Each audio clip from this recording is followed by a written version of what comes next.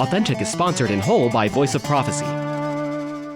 You know, there are some pretty tough things in the Bible, and some of them are really, really hard to explain to a modern audience, like the mention of slavery. So what in the world do we do about that? That's our subject on today's episode of Authentic. Welcome to Authentic. Shawn Boonstra explores real existential questions about the meaning of your life and how you can live a genuine human existence. Listen every week right here on this station or on your favorite podcatcher. Here's Shawn with this week's episode of Authentic. Today we're going to tackle one of the more unpleasant parts of the Bible, but I think that if I'm going to insist that everybody should be reading this whole book, well, then we can't just ignore the inconvenient parts. And so this is actually going to be part 5 of a series that I've been doing that addresses the questions an online skeptic said she would ask if she had an audience with God. And one of the most inconvenient parts of the Bible by far is the fact that it talks about the institution of slavery, and it doesn't simply condemn it. What you and I would expect to find is an outright condemnation of slavery, but you don't. In fact, what we seem to find is a set of guidelines on how to own and treat slaves, which was the point this skeptic raised. And of course, given the history of the United States, slavery is an understandably touchy subject because back in the 19th century, when there was a debate raging over the morality of slavery, there were notable examples of supposed Christians who actually used the Bible to justify what they were doing. Look at this, they would say. Look, Paul writes a letter to a slave owner asking him to treat his slave with decency, and he never condemns the institution. And what about the Old Testament, which gives us guidelines for owning slaves? How do you explain that if slavery is really against the will of God? So, of course, some people then assume that the Bible must be some kind of oppressive Bronze Age document that actually promotes inequality and bigotry. If slavery is supported by the Bible, then obviously we should get rid of the Bible, right? It's an understandable opinion, but it's also a little too hasty because the practice of slavery as you find it in the Bible was nothing like the slavery practiced by plantation owners in the 19th century. An institution, by the way, that was abolished by Christians who knew it was contrary to the Scriptures. In fact, there were Christians right from the birth of this nation who warned the founders that the continued practice of slavery was going to compromise what they were trying to accomplish when they drafted the Bill of Rights.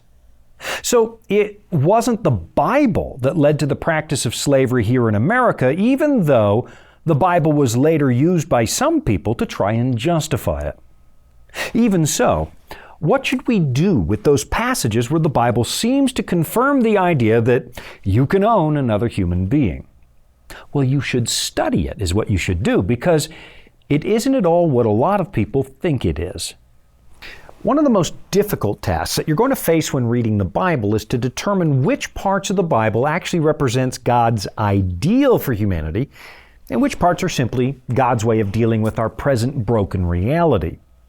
You'll find a good example of what I'm talking about in Jesus' comments on the institution of marriage when the Pharisees asked him to explain his position on divorce. What they were trying to do is trap Jesus into saying something that would make him contradict Moses because they thought that would undermine his popularity. Is it ever permissible to get a divorce, they asked.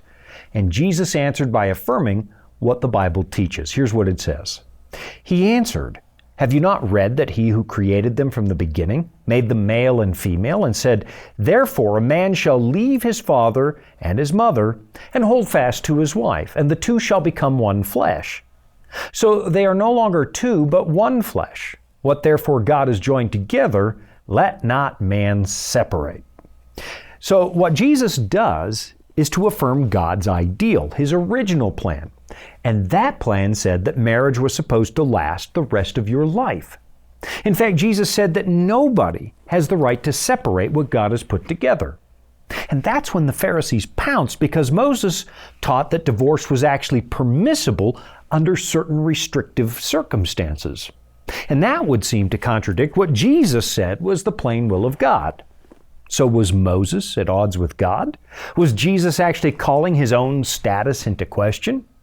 Why then, the Pharisees asked, did Moses command one to give a certificate of divorce and to send her away? And that's when Jesus presented us with a very important concept. The fact that God has a perfect ideal, but he also has a keen awareness of the reality of our broken existence. And he allows certain things to happen even though they would never happen in a perfect world. So here's how Jesus answers the question in Matthew 19, verse 8. He said to them, "Because of your hardness of heart, Moses allowed you to divorce your wives. But from the beginning it was not so. And I say to you, whoever divorces his wife except for sexual immorality and marries another commits adultery."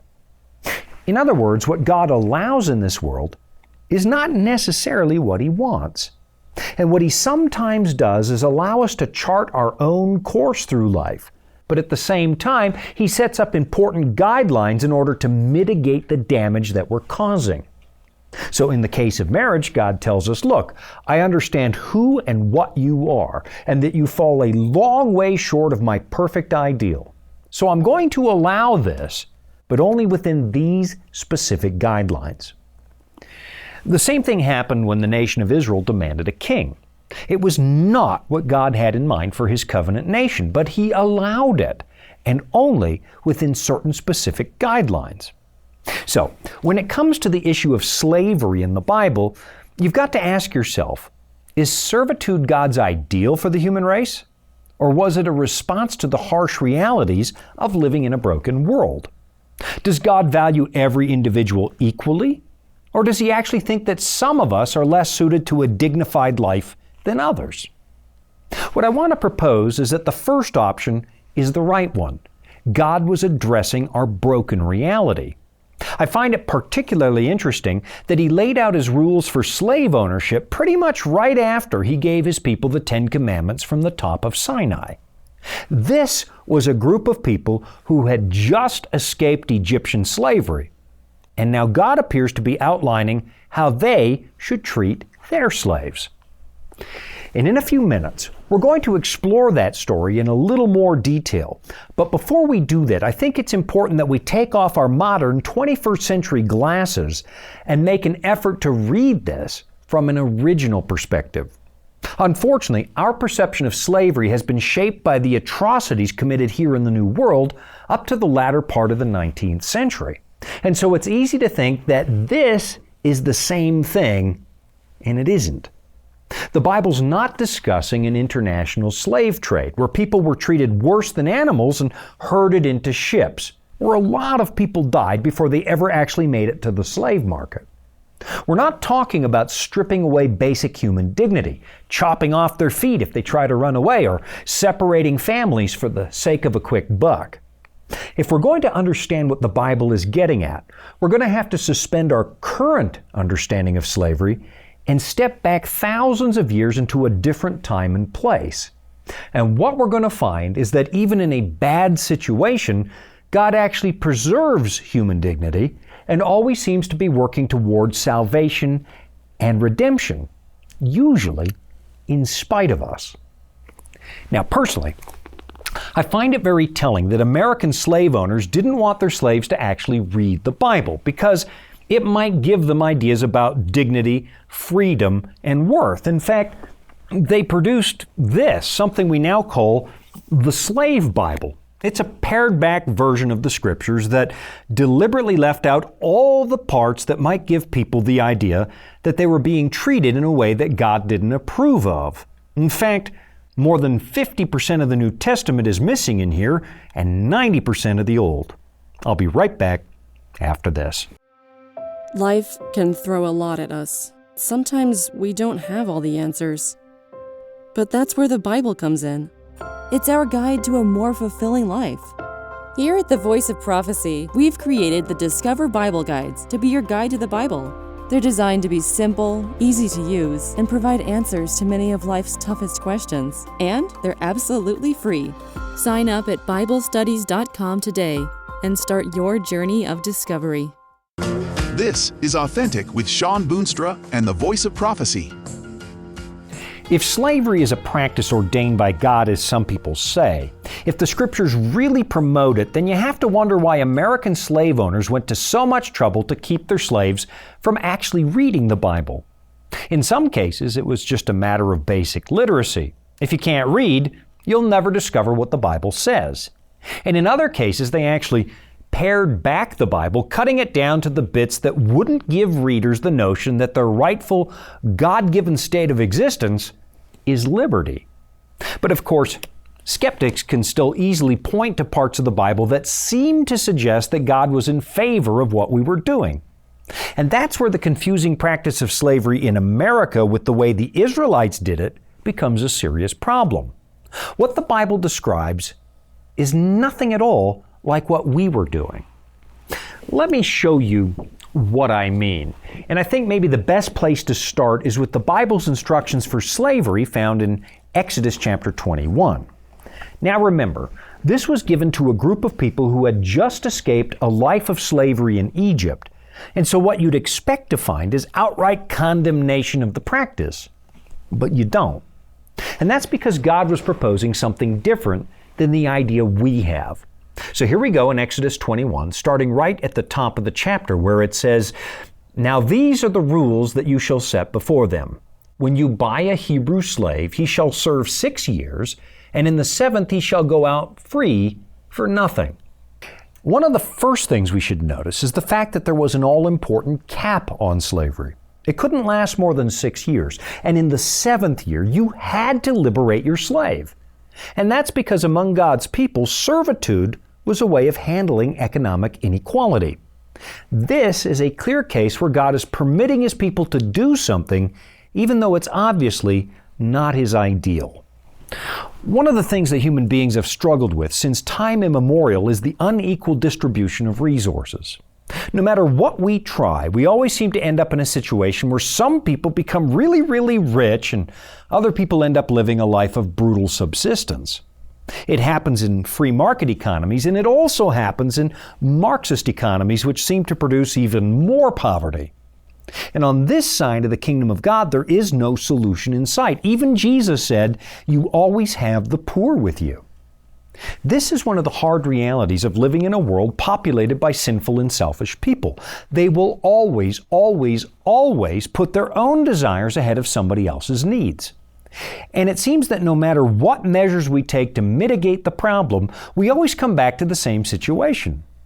On the one hand, we have those who tell us that free markets are the ultimate solution. A rising tide lifts all boats, and to a large extent that's been true. It is a system that, historically speaking, lifted more people out of abject poverty and granted more people personal liberty than anything else. It's a system built on rugged individualism, which is simultaneously both its strength and its weakness. Because while it certainly promotes self-sufficiency, it can also demolish any sense of responsibility for our fellow human beings. To the point where in Matthew 25, Jesus openly condemns those who ignore suffering. But then on the other hand, we have those who feel like more government is the answer. So they build a system they say will produce equality. But the price for that is to strip people of their individual worth, treating them like wards of the state instead of real flesh and blood human beings. As Stalin, or in some versions Lenin, was rumored to say, if you want to make an omelet, you're going to have to break a few eggs. And those eggs, sadly, were people. Now, the quote is a bit of an urban legend because it actually came from Robert Louis Stevenson, but the attitude was there in the former Soviet Union. So far, our human attempts to provide permanent solutions to poverty have pretty much failed.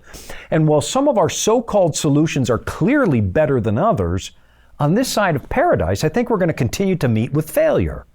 Of course, that doesn't mean we shouldn't try, because Jesus clearly expects us to do something about pain and suffering. That much is clear in Matthew 25. But in this side of the second coming, we're not going to find a permanent solution. What we have in Exodus 21 is an honest recognition of our brutal situation. Some people in this broken world are going to meet with incredible hardship. And what you could do about your situation back in those days was sell your labor. You could actually sell yourself into servanthood, becoming a full-time employee for somebody wealthy, and that would provide sustenance for your family or even settle your debts. This wasn't a case of people rounding up unsuspecting victims and selling them as slaves. This was a case of individuals who needed to get their debt under control. And that happened in one of two ways. Either you were a criminal, a thief, and you were required to make things right, or you were a person who ran into financial trouble and you needed some kind of escape valve. Either way, selling yourself into servitude became an emergency measure for somebody who found themselves in some kind of financial freefall. And from this point forward in the text, you'll find a series of rules designed to keep things neat and tidy. If you sold yourself into slavery and you were single, you would leave your master still a single man. In other words, there was a plan to keep the ledger balanced so that nobody could complain that the period of servitude was somehow unfair or that somebody, whether the purchaser or the servant, had been taken advantage of. There was even a provision that if the slave felt like he'd like to stay, he could actually sign on permanently. Here's what it says. But if the slave plainly says, "I love my master, my wife, and my children, I will not go out free," then his master shall bring him to God, and he shall bring him to the door or the doorpost. And his master shall bore his ear through with an awl, and he shall be his slave forever. So, what are we supposed to make of that? Well, if he chooses to get married during his time of indentured servitude, he's supposed to leave his wife and kids behind because he agreed to labor for a set amount. And by acquiring a family, he's earning more than was agreed. Again, it's a matter of keeping the ledger balanced and clear. So if he wants to stay, he can, and that was a matter of personal choice. And this is obviously one of the key differences between this account in the Bible and the atrocities we committed here in America. There were clear rules designed to preserve everybody's dignity. And unless you were a criminal who couldn't pay your debt, this was a matter of free will. And above it all, you have God saying, "I understand why you think you need to do this, but listen, this doesn't last forever, and I'm drawing a line in the sand. This does not go past the 7th year." So maybe think about it in terms of a labor contract. I will perform 6 years of labor in exchange for X, which is what Jacob did when he wanted to marry Rachel. Long before these rules were drafted, he gave 7 years of servitude to Laban in exchange for his daughter. Of course, we might not like it, and we might have a lot of trouble not thinking about this from our 21st century perspective. But put back in its historical context, and suddenly it seems a little more reasonable than the brutal treatment of slaves in more recent times. And again, this is not God's ideal. This is not how He intended us to live. But given the time and circumstances, it starts to look more like a reasonable compromise with a broken way of life. Now, of course, I'm oversimplifying this because some of you will already know that I haven't gotten to the part where a man can sell his daughter into slavery, which really complicates things by mixing slavery with what appears to be the clear mistreatment of women. Chapter 21 and verse 7 says, "When a man sells his daughter as a slave, she shall not go out as the male slaves do." That would appear to be a huge ethical problem, which I'll deal with as soon as we come back from this break. Here at the Voice of Prophecy, we're committed to creating top-quality programming for the whole family, like our audio adventure series, Discovery Mountain. Discovery Mountain is a Bible-based program for kids of all ages. Your whole family will enjoy the faith-building stories from the small mountain summer camp and town. With 24 seasonal episodes every year and fresh content every week, there's always a new adventure just on the horizon. Check it out today at discoverymountain.com. This is Authentic with Shawn Boonstra and the Voice of Prophecy. You know, it's one thing to sell yourself into slavery, but what do we do with the guy who sells his daughter? To the 21st century mind, it seems morally repugnant on a number of levels. Not only are we dealing with selling people against their will, but we're treating women differently from men, and it seems to be God's idea. And for those who already believe that the Bible is some kind of misogynistic document, this can become fodder for criticism. But again, what we're dealing with is God accommodating himself to our reality, the harsh reality that we created quite apart from God's will. And we're also reading this with Western eyes, which creates all kinds of unnecessary friction. When you go back and read it in the context in which it was written, it actually begins to make some sense. Back in those days, when the world was mostly an agrarian society, your fortunes were tied to the land. And land was passed on to those most physically capable of working it, which was the men. Now, I understand, you and I would probably do it differently, but again, we're talking about the world the way it was, not the way we wish it was. And honestly, you'll find God taking all kinds of measures throughout the Bible to move the needle in the right direction toward a better world, all the way down to the moment when he finally took on humanity for himself and lived here among us.